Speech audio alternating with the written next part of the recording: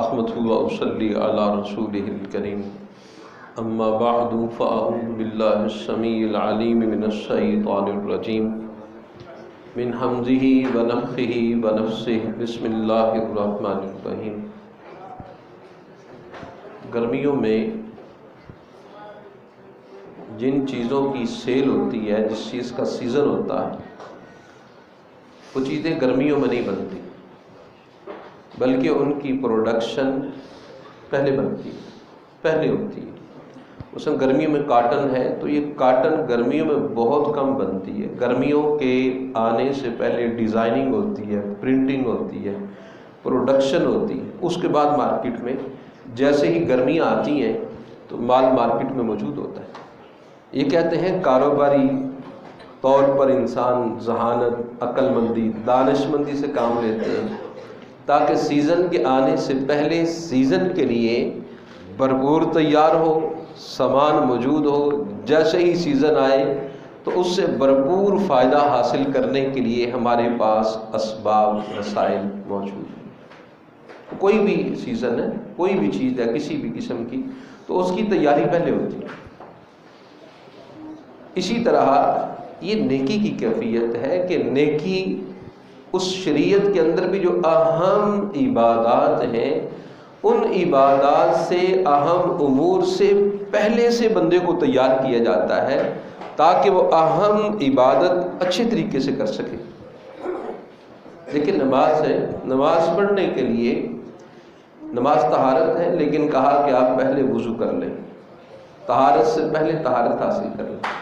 پھر فرض نماز کی محافظت کے لیے فرض سے پہلے بھی کچھ سنن ہے، بعد میں بھی سنن ہے۔ وہ فرض کی حفاظت کے لیے کہ انسان ایک وضو کرتا ہے، سنن ادا کرتا ہے، اب فرض وہ بہتر کیفیت کے ساتھ ادا کر سکتا ہے۔ اسی طرح فرض زکوٰۃ ہے تو فرض زکوٰۃ کی ادائیگی سال میں ایک مرتبہ اس پر ذمہ ہے، لیکن اس فرض کی زکوٰۃ کی ادائیگی جو ہے نا وہ انسان اچھے طریقے سے کر پائے، کھلے دل سے کر پائے، اس کے لیے کہا کہ آپ سارا سال کچھ نہ کچھ اللہ کی راہ میں دیتے رہیں تاکہ آپ کے لیے فرض زکوٰۃ ادا کرنی آسان ہو جائے، ورنہ جس کو دینے کی عادت نہیں وہ فرض دینے سے بھی کانی کترا جاتے ہیں۔ کہا یہ آپ کی فرض کی ادائیگی کی محافظت ہوگی۔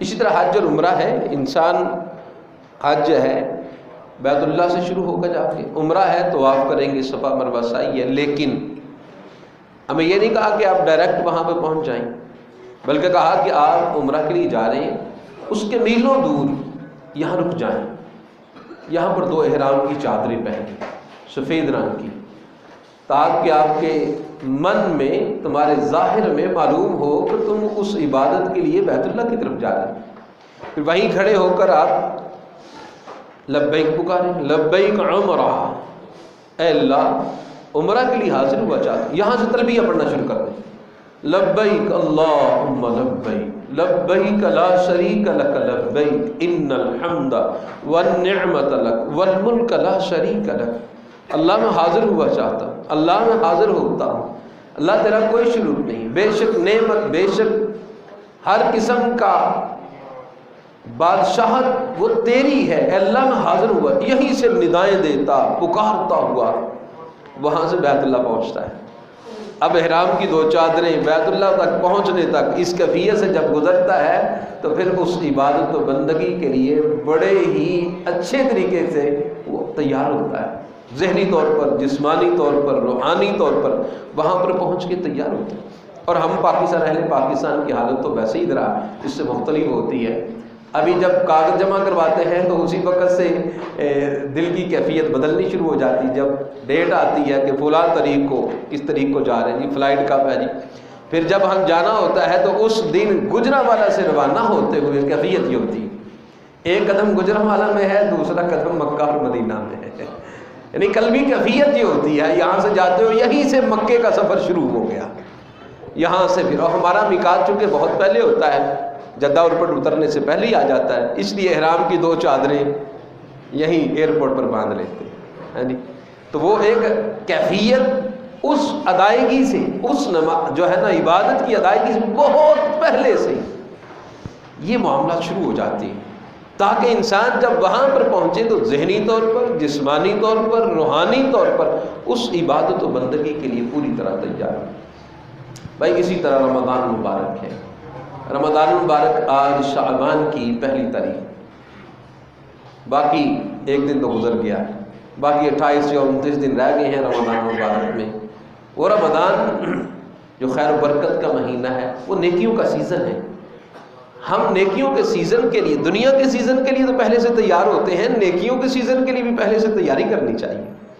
نبی مکرم صلی اللہ علیہ وسلم، صحیح بخاری اور مسلم میں آتا ہے کہ آپ صلی اللہ علیہ وسلم جتنے نفلی روزے اس شعبان کے مہینے میں رکھتے تھے اور کسی مہینے میں نہیں رکھتے تھے۔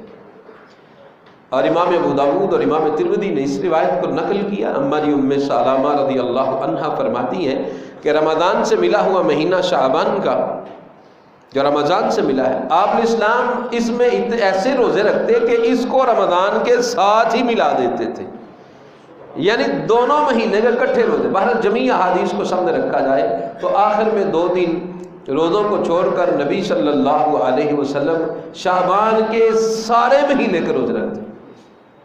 اس لیے ہماری عائشہ رضی اللہ عنہ فرماتی ہے کہ آپ صلی اللہ علیہ وسلم کی خدمت کی وجہ سے جو پچھلے سال رمضان میں آدم علیہ السلام کی بیٹیوں کے مقدر میں کچھ روزوں کا چھوٹنا ہوتا ہے، وہ جو رہ جاتے تھے سارا سال آپ علیہ السلام کی خدمت کی وجہ سے نہیں رکھ پاتی، اس مہینے میں شعبان میں ہمیں پتہ ہوتا ہے نبی علیہ السلام نے روزے ہی رکھنے ہیں، تو ہم بھی اس مہینے کے اندر آ کر روزوں کی قضا دیتے۔ یعنی آپ صلی اللہ علیہ وسلم کا مستقل عمل اس شعبان کے مہینے میں روزے رکھنے کا۔ اور میں نے پہلے کہا ہے کہ نماز کی محافظت کچھ سنن پہلے ہیں، کچھ سنن بعد میں ہیں۔ اسی طرح رمضان مبارک ہے کہ اس میں بھی سنن نفلی روزے کی پہلے بھی ہے، بعد میں بھی ہے۔ نبی علیہ السلام نے فرمایا جو بندہ شوال میں رمضان کے بعد 6 روزے پیچھے لگاتا ہے تو سارے سال کا اجر و ثواب ہوتا ہے۔ ہاں جی، وہ 6 روزے رکھتے ہیں نا ماشاءاللہ، اکثر ساتھی رکھتے ہیں ان 6 روزوں کو۔ نبی علیہ السلام کی سنت ہے، آپ کا فرمان ہے، تو بھیا نبی صلی اللہ علیہ وسلم کا وہ فرمان، وہ سنت جو نفلی روزوں کے متعلق ہے، شعبان میں بھی آپ علیہ السلام کا مستقل عمل جو ہے وہ روزے رکھنے کا ہے، یہ بھی نبی علیہ السلام کی سنت ہے۔ اب جب شعبان میں روزے رکھے ہوئے ہوں گے انسان میں، تو انسان رمضان کے آنے سے پہلے رمضان کے لیے ذہنی، جسمانی، روحانی طور پر پوری طرح تیار ہوگا۔ نفلی روزہ رکھا ہے، نفلی روزہ رکھا ہے تو کم از کم انسان اپنی آنکھوں کی حفاظت کرتا ہے، کانوں کی حفاظت کرتا ہے، زبان کی حفاظت کرتا ہے۔ یہاں بازار کے ساتھی بیٹھے ہیں کہ اگر یہ بات پریکٹیکلی بات ہے، اگر انسان رمضان کے آنے سے پہلے اپنے آنکھیں، کان اور جو ہے نا وہ زبان کی حفاظت نہیں کرتا تو رمضان میں بھی اس کی محافظت مشکل ہوتی ہے، یہاں تک کہ جیسے جیسے وقت گزرتا ہے کچھ کنٹرول ہوتا ہے، اتنی دیر میں رمضان گزر جاتا ہے۔ اور اگر پہلے سے کچھ نفلی روزوں کا اہتمام کیا جائے گا، انسان اپنی آنکھوں کی حفاظت کرے گا، کانوں کی حفاظت کرے گا، زبان کی حفاظت کرے گا، ایسی حفاظت میں جب کچھ پریکٹس ہونے کے بعد رمضان میں داخل ہوگا تو پھر رمضان مبارک کی خیر و برکات کو سمیٹنے کے لیے پوری طور پر جسمانی، ذہنی، روحانی طور پر تیار ہوگا۔ اب کیفیت یہ ہے، ہم چونکہ رمضان سے پہلے تیاری کو نہیں ہوتی، تو رمضان مبارک سے 1 نماز پہلے جب تیاری نہیں ہوتی، رمضان مبارک سے 1 نماز پہلے مغرب کے وقت 10-15 بندے ہوتے ہیں، اور جب رمضان گزرتا ہے جب پہلے سے تیاری نہ ہو، اگر 29 کا رمضان ہو جائے تو عشاء کی نماز سے پہلے چاند طلوع ہو جائے تو عشاء کے وقت وہی 10-15 ہوتے ہیں جو رمضان سے 1 نماز پہلے ہوتے ہیں۔ اور اگر 30 کا مہینہ ہو جائے رمضان کا، افطاری کرنی ہے نا بھائی 30ویں روزے کی، لیکن وہ افطاری رمضان گزرنے کے بعد ہوتی ہے، اس پہلی نماز جو متصل بعد نماز ہوتی ہے 30 روزوں کے بعد، بندے مسیتے وہی 10-15 ہوتے ہیں جو رمضان سے 1 نماز پہلے ہوتے ہیں۔ اس کی وجہ ہے پہلے سے تیاری کوئی نہیں۔ اگر پہلے سے تیاری ہو، رمضان میں بھرپور خیر و برکات کو حاصل کیا ہو، تو پھر اس کے بعد بھی انسان کے اوپر دور تک اس کے اثرات رہتے ہیں اللہ کے فضل و کرم سے۔ اس لیے رمضان سے پہلے، سیزن سے پہلے، سیزن کی تیاری دنیا میں بھی، آخرت کے امور میں بھی، سیزن کے آنے سے پہلے نیکی کا سیزن، خیر و برکت کا سیزن، بخشش کا سیزن، رحمتوں کا جو ہے نا وہ سیزن، نیکیوں کے حصول کا سیزن آ رہا ہے، اس کے لیے بھی بھیا ہمیں پہلے سے کوئی تیاری کرنی چاہیے۔ ہاں جی، امام عمر بن وقیس رحمہ اللہ، یہ تو روزوں کی بات ہوئی، امام عمر بن وقیس رحمہ اللہ وہ فرمایا کرتے تھے شعبان کا مہینہ تو قرآن پڑھنے کا مہینہ ہے، کہ ہم شعبان میں قرآن پڑھیں گے۔ اب ذرا تصور کریں جس بندے کی دوڑ شعبان میں قرآن پڑھنے کی ہو، جب رمضان آئے گا تو پھر اس کے قرآن سے تعلق کا کیا عالم ہوگا؟ یعنی پہلے سے تیاری کرنی۔ امام ابو بکر بلخی رحمہ اللہ وہ فرمایا کرتے تھے رجب کا مہینہ یہ بیج بونے کی طرح ہے، یہ جو گزر چکا، اور شعبان کا مہینہ یہ کھیتی کو سیراب کرنے کی طرح ہے، اور رمضان کا مہینہ یہ فصل کی کٹائی کا مہینہ ہے۔ وہ کہتے ہیں جس نے نہ بیج بویا، جس نے نہ کھیتی کو پانی دیا، وہ فصل کون سی کاٹے گا؟ یعنی پہلے سے تیاری ہوگی تو پھر نیکیوں کی دوڑ لگ جائے گی رمضان المبارک میں۔ اس لیے رمضان سے پہلے، رمضان کے آنے کے لیے انسان کو ذہنی طور پر، جسمانی طور پر، روحانی طور پر تیاری کرنی چاہیے۔ اس کے لیے شعبان میں روزوں کا کچھ اہتمام کیا جائے، اپنی نماز کی پابندی کو درست کیا جائے، کچھ ذکر اذکار کی کیفیت کو بڑھا دیا جائے، قرآن مجید کی تلاوت اس کا کچھ اہتمام کیا جائے۔ یعنی اس کیفیت کے ساتھ اگر ہم یہ ایام گزاریں گے تو پھر رمضان کی خیر و برکات کو حاصل کرنا بہت آسان ہو جائے گا۔ اللہ عز و جل سے دعا ہے وہ مالک ہمارے حال پر رحم فرمائے اور ہمیں رمضان سے پہلے رمضان کے لیے تیاری کی توفیق عطا فرمائے۔ اور میری بات کی سمجھ آئی ہے نہیں؟ وہ شعبان میں کچھ روزے رکھنے ہیں کہ نہیں؟ تھوڑی تھوڑی آئیے ایڈا گیپ پان رہے اور رمضان آ جائے، آج پہلی لنگ گئی۔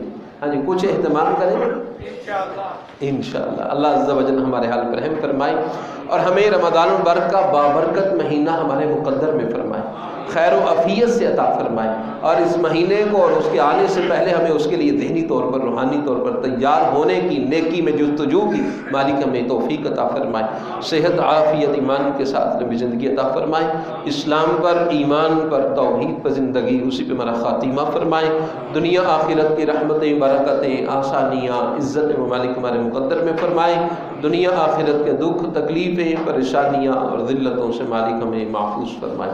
وآخر دعوانا ان الحمد للہ۔